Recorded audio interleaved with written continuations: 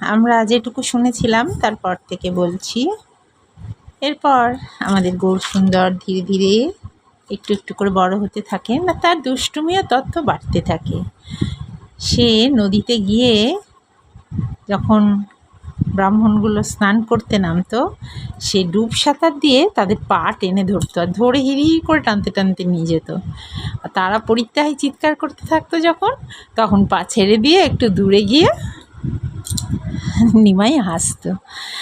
আর গঙ্গার ধারে, সুরধুনির ধারে বালিকারা সব নৈবেদ্য সাজিয়ে পুজো করত। সে কি করত, সেই নৈবেদ্যগুলো সব নিবেদন করার আগেই খেয়ে নিত। এবার বালিকারা খুব রেগে যেত। তারা বলতো, আমাদের পুজো শেষ হওয়ার আগেই, নিবেদন হওয়ার আগেই তুমি কেন রোজ খেয়ে নাও? গৌরসুন্দর বলতো, তোমরা কার পুজো করো? বালিকারা বলতো, আমরা শিবের পুজো করি। এই কথা শুনে নিমাই হেসে বলতো, শিবের পুজো করো তোমরা? তাহলে তো তোমাদের ওই শিবের মতো বুড়ো বর হবে আর 4টে করে সতীন হবে। বরং আমার পুজো করো, তাহলে আমার মতো সুন্দর বর পাবে। এইভাবে নানা রকম দুষ্টুমি সে করতো।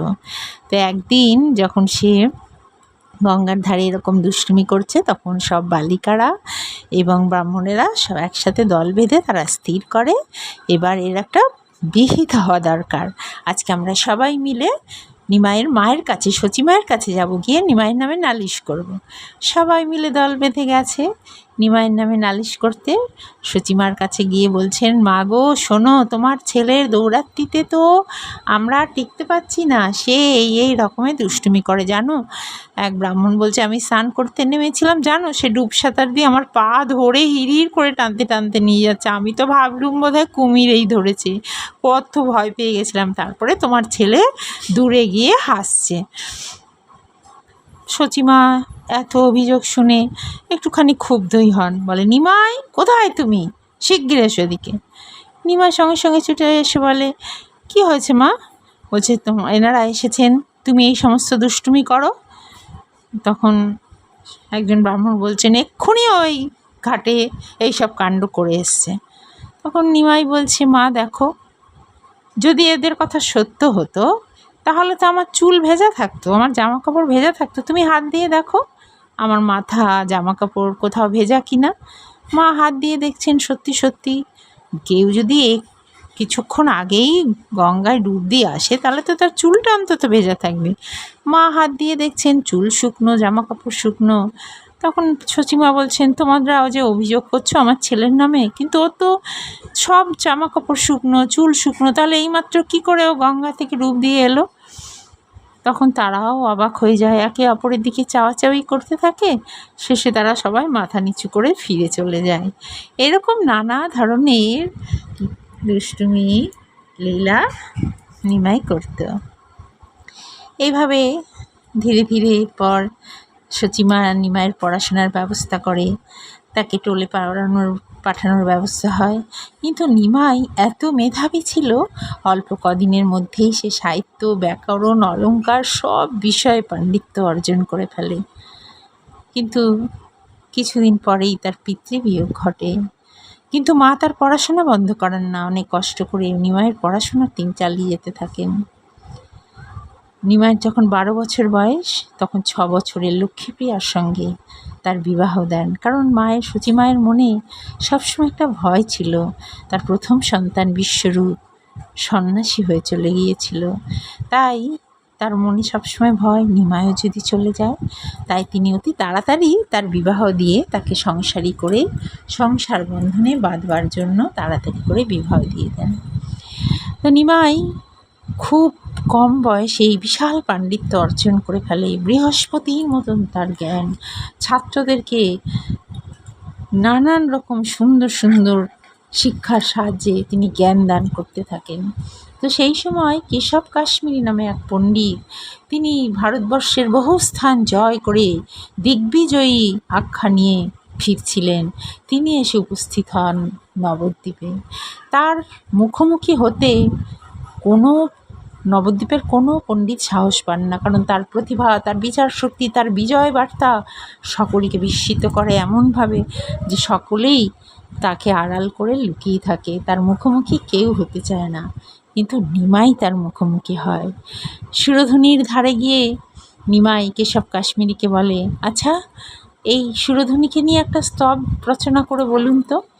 তিনিও তো বিশাল পণ্ডিত, তিনি সঙ্গে সঙ্গে সুরধুনিকে নিয়ে একটি স্তব রচনা করেন, সঙ্গে সঙ্গেই তিনি সেটি বলতে থাকেন। বলা শেষ হতেই নিমাই আবার সেই স্তবটি ঝরঝর করে মুখস্থ বলতে থাকে। এতে কেশব কাশ্মীরি অবাক হয়ে যান যে আমি এইমাত্র এই স্তব সৃষ্টি করলাম, একবার মাত্র উচ্চারণ করেছি, কি করে এর পক্ষে সম্ভব এই বালকের পক্ষে যে সঙ্গে সঙ্গে সেটি মুখস্থ বলা। তো পরের দিনকে নিমাইকে আমন্ত্রণ জানায় তার সঙ্গে শাস্ত্র নিয়ে কিছু তর্ক আলোচনায় বসার জন্য। নিমাই তাতে তৎক্ষণাৎ রাজি। নিমাই জানায়, ঠিক আছে, কালকে এখানেই আমরা মিলিত হব। কিন্তু নিমাইয়ের এই পাণ্ডিত্য দেখে কেশব কাশ্মীরি কিন্তু ভীষণ নিষ্প্রভ হয়ে পড়েন। রাত্রে তিনি যখন শুতে যেতেন তখন সরস্বতী মা সরস্বতীর স্তব করে তিনি প্রতিদিন শুতে যেতেন। সেদিন রাত্রি মা সরস্বতী তাকে স্বপ্নে দেখা দিচ্ছেন, দিয়ে বলছেন, যত কিছু মন্ত্র তুমি জপিলে আমার, দিগ্বিজয়ী মম ফল না হয়, তব ফল না হয় তাহার। বলছে আমার জন্য যত মন্ত্র তুমি জপ করেছো, মা সরস্বতী বলছেন, তাতে দিগ্বিজয়ীর ফল তোমার লাভ হবে না। মন্ত্র জপের ফল এবে সে পাইলা, অনন্ত ব্রহ্মাণ্ডনাথ সাক্ষাতে দেখিলা। তুমি যে আমাকে প্রতিদিন স্তব করো, তার ফলেই অনন্ত বিশ্ব ব্রহ্মাণ্ডের মালিকের তুমি সাক্ষাৎ পেয়েছ। যাহ শীঘ্র বিপ্র তুমি, তাহার চরণে দেহ গিয়া সমর্পণ করহ উহানে। তুমি এক্ষুনি যাও, গিয়ে তার চরণে নিজেকে সমর্পণ করো। এইসবের বিস্তৃত বর্ণনা কেশব কাশ্মীরির সঙ্গে মহাপ্রভুর যে তর্ক আলোচনা হয়েছিল তার বিস্তৃত বিবরণ রয়েছে বৃন্দাবন দাস ঠাকুরের লেখা চৈতন্য ভাগবত গ্রন্থে। তখন সেই দিগ্বিজয়ী পণ্ডিত মহাপ্রভু মানে বালক নিমাইয়ের কাছে যান এবং তার স্তব স্তুতি করে তিনি নবদ্বীপ থেকে বিদায় নেন। এরপর নিমাই স্থির করেন যে এবারে আমার যে উদ্দেশ্যে ধরাধামে আসা সেই কাজটি শুরু করতে হবে, অর্থাৎ হরিনাম বিতরণ করতে হবে। তিনি প্রথম মহামন্ত্র দান করেছিলেন তপন মিশ্রকে। এরপর নিমাই গয়া যান তার পিতার পিণ্ড দান করতে এবং সেখানে গিয়ে ঈশ্বরপুরীর কাছে তিনি দীক্ষা নেন। এখন কেউ প্রশ্ন করতে পারে, ভগবানেরও দীক্ষা নিতে হয়? ভগবান বলছেন যে হ্যাঁ, জীব শিক্ষা দেওয়ার জন্য আমাকেও দীক্ষা দিতে হয়, কারণ আমি যদি আচরণ না করি তাহলে জীব কখনো সেই শিক্ষা গ্রহণ করবে না। মহাপ্রভু নিজে গুরুকরণ করে আমাদেরকে শিক্ষা দিলেন যে আমাদেরকে গুরুকরণ করতে হবে। তিনি ছাত্রদেরকে শিক্ষা দিতেন, কৃষ্ণই আমাদের প্রাণ, কৃষ্ণই আমাদের সব কিছু, তাকে ছাড়া আমাদের চলে না। আচ্ছা, তোমরা যারা শুনছো তারা কেউ কি একজনও বলতে পারবে যে আমার চলে কৃষ্ণকে ছাড়া, আমার কোনো প্রয়োজন নেই তাকে? কেউ বলতে পারবে কি? মনে হয় না কেউ পারবে, কারণ তাকে ছাড়া আমরা এক মুহূর্তও চলতে পারবো না। তিনি যতক্ষণ আমাদের মধ্যে আছেন ততক্ষণই আমাদের এই জগতে পরিচয়।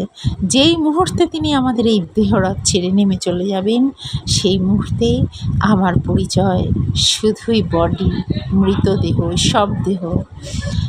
মহাপ্রভু প্রতিজ্ঞা করে এসেছিলেন যে এই জন্মে অস্ত্র না ধরিব, প্রাণে কাহারেও না মারিব। তিনি সব যুগে অস্ত্র ধারণ করেছেন। ত্রেতা যুগে রামচন্দ্র বহু অস্ত্র ধারণ করে বহু রাক্ষসকে বধ করেছেন। তারপরেও আমরা দেখেছি শ্রীকৃষ্ণকে অস্ত্র ধারণ করে বহু অসুরকে তিনি নিধন করেছেন।